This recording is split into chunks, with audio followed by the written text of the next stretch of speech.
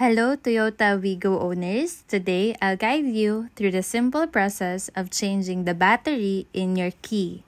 So, follow these steps for a quick and hassle-free experience. So, ito na yung CR2032 lithium battery.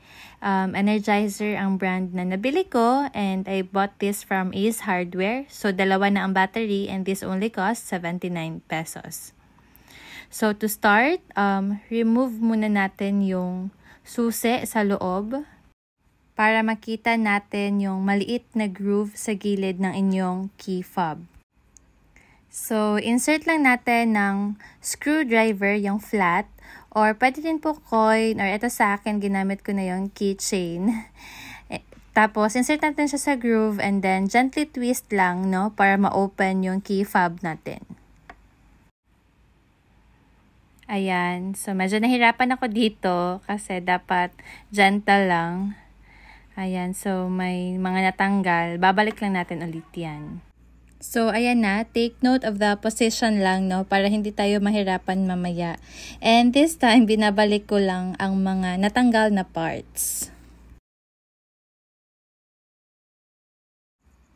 Eto na, tatanggalin natin yung original na battery. So, this battery is Panasonic pala yung brand nito. And then, nagamit ko na siya for 3 years already. So, papalitan na natin. So, careful lang din pag-remove ng old battery. And then, i-insert na natin yung new battery, no? In the same position as the old one.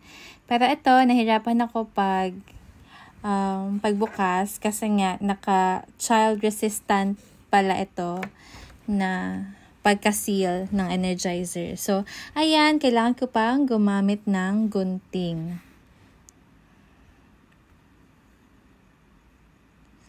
So, ayan siya. Medyo nahirapan tayo. And after nyan, easy na lang din yung pagkalagay or pagka-insert ng new battery. So, gayahin lang natin yung same position as kanina. Insert lang siya.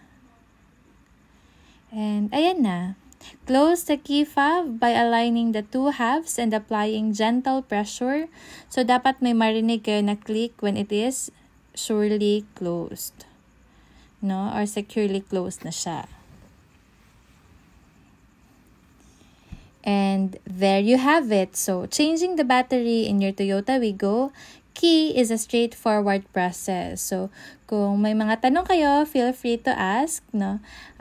Just like every one of you who are watching this video, gusto ko rin kasing matuto na mag-DIY kasi I have my own car na and it's very convenient na alam natin kung paano. So, thank you for watching!